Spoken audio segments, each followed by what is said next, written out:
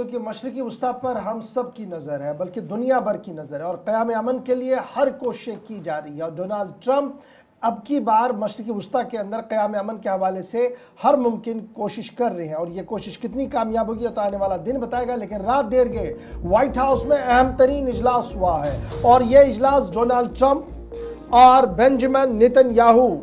के दरमियान हुआ है और इब्तिदाई खबरों के मुताबिक 45 मिनट तक ये इजलास चला है, ये मीटिंग हुई है, जिसके बाद डोनाल्ड ट्रंप ने कंप्रहेंसिव प्लान सामने रखा कि गजा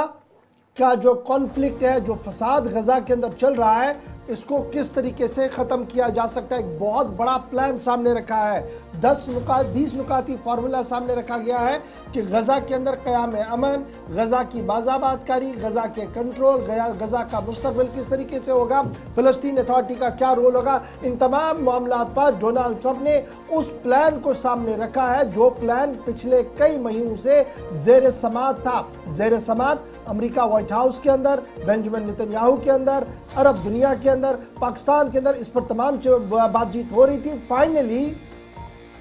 आज सुबह की पहली किरण के साथ ही इजराइल हमास जंग के अंदर एक और पहल हुई है जब डोनाल्ड ट्रंप ने इस बात का ऐलान किया कि गजा के अंदर क़याम अमन के लिए एक नई कोशिश का ऐलान कर दिया गया है और 20 नुकाती फार्मूला, ट्रंप नेतन्याहू ने 20 नुकाती फार्मूला गजा के अंदर क़याम अमन के हवाले से सामने रख दिया है। एक कि इंटरनेशनल बोर्ड पीस होगा जी, यानी क़याम अमन के लिए एक बोर्ड बनेगा जो अमन के क़याम के हवाले से, अमन को बरकरार रखने के हवाले से यहाँ पर देखेगा। अब ये इंटरनेशनल फोरम का होगा, इसमें बहुत सारे लोग होंगे और साथ ही जहाँ ये कहा वहीं पर बेंजामिन नेतन्याहू साहब ने ये साफ कर दिया कि इजराइल को अकेले नहीं छोड़ा जा सकता है, यानी उसने अपने मुल्क की बात की, बल्कि उन्होंने ये साफ किया कि हमास ने अगर इस 20 नुकाती फार्मूला को रिजेक्ट किया तो सूरत हाल इंतहाई खतरनाक होगी, चाहे यूएस उनका साथ दे या न दे। ये आखिरी मौका है अमन के हवाले से। अब एक ड्रामेटिक तब्दीली हुई व्हाइट हाउस के अंदर जब डोनाल्ड ट्रंप साहब ने और इजराइल की वज़ीर आज़म बेंजामिन नेतन्याहू ने 20 नुकाती प्लान सामने रखा और इस 20 नुकाती प्लान के अंदर जो सबसे पहला है वो टेरर फ्री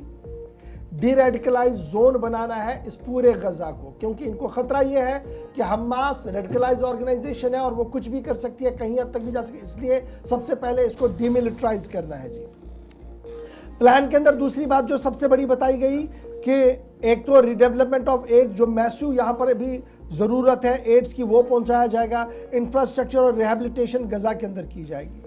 तीसरी बड़ी बात यह आइंदा 72 घंटों के अंदर, नेक्स्ट 72 आवर्स इजराइल के लिए बड़े इंपॉर्टेंट है। उन्हें तमाम कैदियों को छोड़ना होगा, होस्टेज को छोड़ना होगा और ये उन्होंने 72 घंटों के अंदर अंदर करना होगा। इजराइल जो है वो 250 ऐसे लोगों को छोड़ेगा, प्रिजनर्स को छोड़ेगा जिन्हें उम्र कैद की सज़ा है। 1700 डेटनीज ऐसे हैं जो गुज़श्ता दिनों गिरफ्तार हुए हैं, उनकी गिरफ्तारी को भी ख़त्म करके उनकी रिहाई को यकीनी बनाया जाएगा। एमनेस्टी दी जाएगी उन लोगों को जो हमास के मेंबर्स हैं, हथियार छोड़ना चाहते हैं, वायलेंस को तर्क करना चाहते हैं, उनके लिए बाज़ाब्ता तौर पर एमनेस्टी का ऐलान भी इस प्रोग्राम के अंदर कर दिया गया है। अक़वाम मुत्तहिदा, रेड क्रिसेंट तमाम इमदादी अमल को देखेगा, यानी इमदाद जो पहुंचानी है, रिलीफ जो पहुंचानी है, दो इदारे पहुंचाएंगे, अक़वाम मुत्तहिदा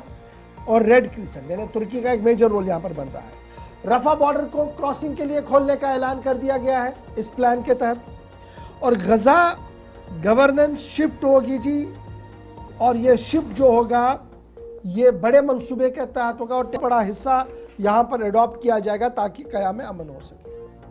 ट्रंप साहब ये कह रहे हैं कि टोनी ब्लेयर साहब जो है ये इंटरनेशनल लीडर है, टोनी ब्लेयर साहब ये इस बोर्ड को चेयर करेंगे जो इंटरनेशनल बोर्ड बनेगा जिसमें तमाम लोगों को दावत दी जाएगी और ये देखेंगे कि फ़लस्तीनी अथॉरिटी गजा इसको किस तरीके से साफ सुथरे तरीके से चलाया जा सके। इकोनॉमिक प्लान बनाया जाएगा, इकोनॉमिक जोन्स बनाए जाएंगे